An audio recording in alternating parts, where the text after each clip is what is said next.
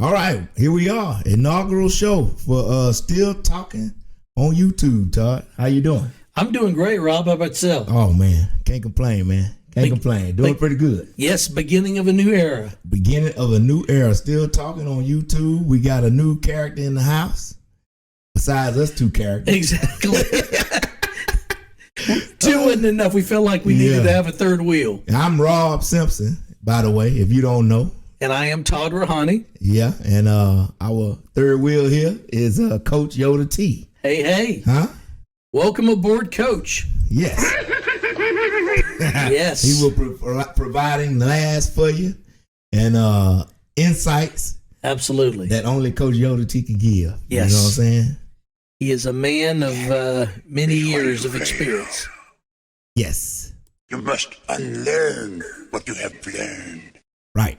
You must unlearn what you have learned, Todd, so you can learn better. Hey, I'm all for it. Man. Hey, let's get right into it. Miles Boykin today, man. We re-signed Miles Boykin. They haven't come out with the contract details, but I guarantee it's very favorable for us. Absolutely, Rob. These kind of signings should be fairly straightforward. Based on a little bit of research I did before we hopped on, it's a 1-year deal. Yeah. We feel like veteran minimum. I think that comes out to about 1.125 right a year. If there is, I did see where if there's going to be a signing bonus, the max that he can get is $152,000. Huh. That's the max. That's the max. That's the max veteran contract. Signing bonus. So man, I want more than that. I understand. Well, all he's got to do is make the team. Yeah. Make the team and stay healthy. Yeah. Play out the season. You put those two numbers together. Hey, that's 1.25 mil. That ain't bad. No, it is not bad for special teams. Exactly, for basically being a special teams ace. Yeah, I like that. I think I could play for 1.25 and be a special team with Todd. I think you have the energy and the desire, which is the big thing to do that, man. Yeah, Miles Boykin, what about 6'4", 220 something? Yeah. I mean, he's a good sized guy, but has got really good speed. He resurrected his career with us.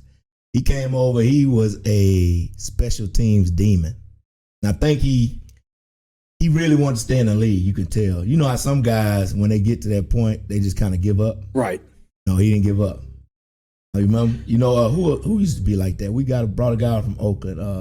I know we always forget his name, but Darius Hayward Bay. DHB, baby. DH, that's the easiest way to remember it. Yeah, that's how I remember it. Yeah.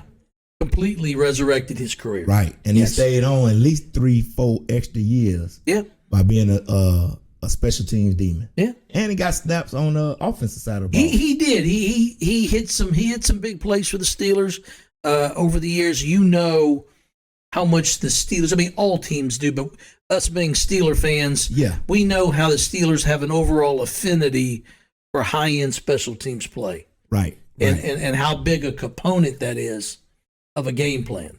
Right. Well, coming out the draft, I thought we was going to pick him in the draft when he came out because they recruited him, not recruited, but they brought him in for visits. You could tell they really liked him. And I remember when they did sign him last year, last offseason, the coach said something about that, and I think he normally does when they eventually sign somebody on. Right. It's somebody that they've had some type of relationship with in the past. Maybe he was just in passing in an interview. Right. Took him out to dinner at one point. You never know what it is. Yeah. That tends to be what the Steelers do is when they reach outside the organization to pick guys up in free agency. Right. There is a connection somewhere there. Well, just to move into our next point with Coach and Omar Khan meeting today, they actually went into it. When we go for a draft, we talk to a lot of guys. Okay. So I think they build up. I could just imagine what I would say file folders look like. They probably got a file on almost every player that they really like. Right. I believe that. So if they come available after their first contract or later down the line, i.e. Robinson that we just got, right? Yeah. They said, hey, we liked him when he first came out. We just kept tabs on his career. Right. And that's what Coach said today? Yes, he did. And if an opportunity come available and we like, this guy, we're going to bring him in. Yeah. I think that's the same thing they did with Miles. And Allen Robinson, too. Yeah. It's their system. It's how they operate. Well, we have to build through the draft, and we got to be very smart, which we are. Right? Yeah, yes. We don't want to be the Jets or Detroit. You know what I mean? Or Cleveland. Right. I know people complain. I know you fans out there complain. Yeah. Not having a losing season. But you go look at some teams that you think are good, see what their record's been. Yeah. What their track record are. The track record is. Yeah, we've just got sometimes I feel like it's too high in expectation, but hey, once the foundation has been set, and the level of what's acceptable. I mean, every time I hear Coach Tomlin talk about that fine line between JV and varsity bowl, right? That's or just using the term, the standard is the standard. That's what he means. We are building upon the standard is the standard. What was said in the past. Yes, and it doesn't change. Yeah. No matter what the situation what is. What you think, Coach? Do or do not. There is no try. There's no try, baby. I believe that sounds like a Tomlinism. That it does. It does. Coach Yoda T got Tomlinisms. He does. I think he's got some Coach T in him. Yeah, during the pre-draft meeting, they was just not giving the media anything to let them know where we headed. Sure. I think most fans kind of know what we need to do, right? They know what we want, but they don't know exactly what we're gonna do. And Coach ain't gonna give them nothing like that. No, Moncarn ain't gonna give them anything. No, you don't want to give any of your competition ammunition. No, and possibly take whatever information they can glean and use that against us in the drafting process. Yeah. What'd you think coming out of the meeting? Anything? No, Rob. I mean, you and I have joked ever since it happened last year, leading up to the draft, about Tomlin pulling an okey doke on everybody. Oh yeah, it's an okey doke coming. There's an okey doke coming down. Well, and if anybody did watch that meeting, Tomlin's eyes lit up. Yeah, when his eyes lit up. When they were talking about the 32nd pick. You know what that means. It can mean a lot of things. Yeah. One, you can assume that was a natural expression on his part, or that it was a forced expression to give somebody out there an idea of what the Steelers are thinking. Right. One thing he said, he hasn't had, nobody in the organization's had a day 1 or day 2 first pick. Think about it. Yeah. When the last time we had the first pick in the second round? Not since 1970. It's been nobody in the organization has had a day 1 or day 2 first pick. Right. So that's why he kind of excited. I mean, yeah, because it opens up all types of possibilities. Yeah. The old, staying where you're at, making a pick, trading up, trading down. Yep. I mean, they can do pretty much whatever they deem is necessary. Right. Based on said compensation. And I know you don't want to hear it, Todd, but to me, that's a first round pick. And I would treat it as such if somebody wanted to move up there. I mean, yeah. I mean, it is the 32nd pick. Right. No matter how it came about in Miami losing their first round pick because of trying to get involved with Tom Brady, it doesn't matter the reason why. It truly is the 32nd pick. Right. In the draft. Yep. That doesn't make it the last pick in the first round, even though it is slotted in the second round. Right. I can see anybody out there, especially if, yes, you're talking about trade discussions, you're definitely treating it as a first round pick. As such, yes. The only thing I wish it's not a first round pick, we don't get that 5th year. Right. Right. There you go. That's gonna be player friendly, but it won't be organizational friendly. No. Right. Yeah. But you can't have everything, Todd. Golly, give me something. You got your something. Yeah. No Chase Claypool and the first pick of the 2nd round. Yeah. Unbelievable. Speaking of draft, man, coming up, right? Yeah, we're 3 days out. 3 days out. And everybody know where we going.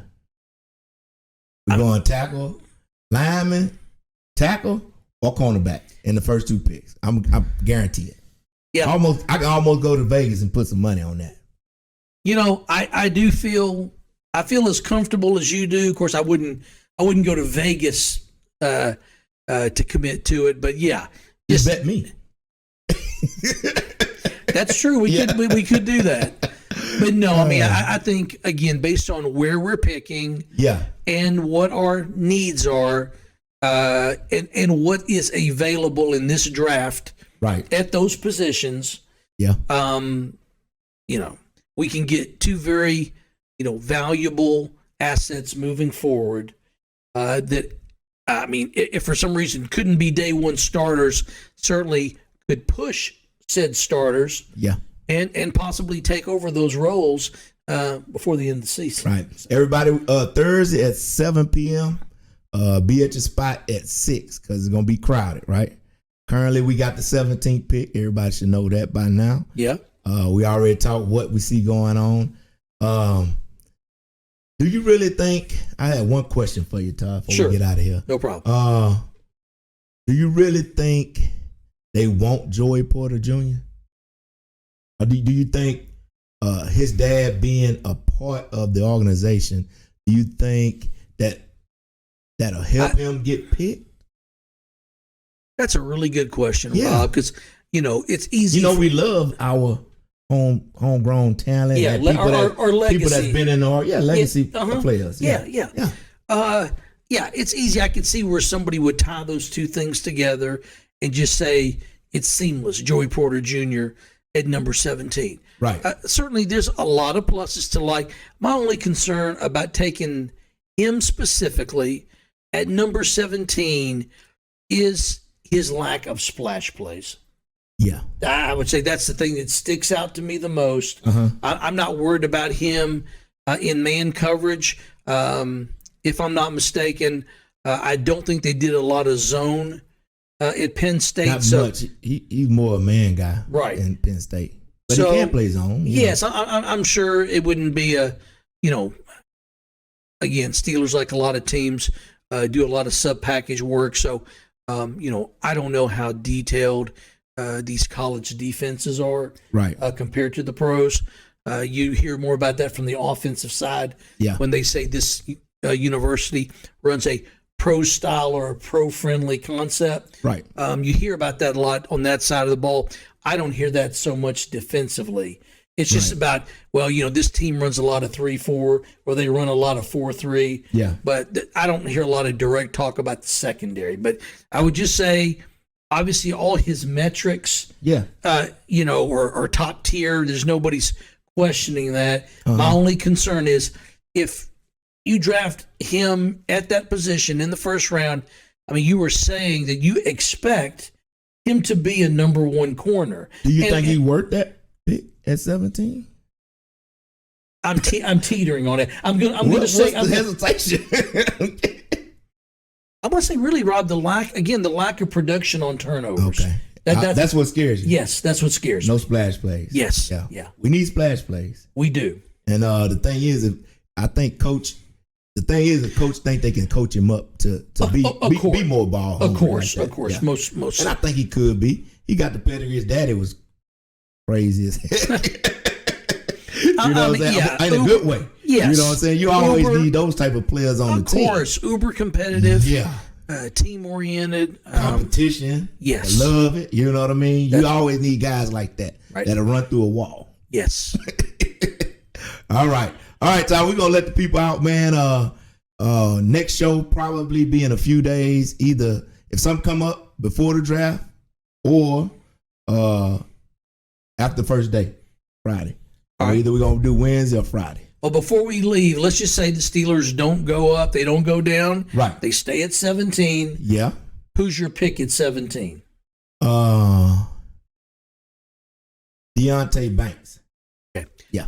I'm going to stick with the need for tackle, and I'm either going to go, depending obviously whichever one's available. No, you got to give me one. You can't go two. Okay. I only pick one player. You got to pick one. Okay. Darnell Wright, Tennessee. Okay. Yep. All right. That's what it's going to be then. Yeah. That's what I'm sticking to. I want to tackle in the first round. Yeah. I think that's where the value's at. Yeah. I think we're going to get, like I said, cornerback tackle the first two picks. I concur. All right. All right, Todd. We'll let the people go. We'll see y'all in a couple of days. Be good, everybody. Peace out. All right. Oh, Coach T wants to say something real quick. Huh? Tell him, Coach. Still much to learn. You have. I mean, you still got a lot to learn, Todd. I have no doubt. I'm just glad I have a wise master to guide me down the path. All right. All right. We'll see y'all in a couple of days. Take care.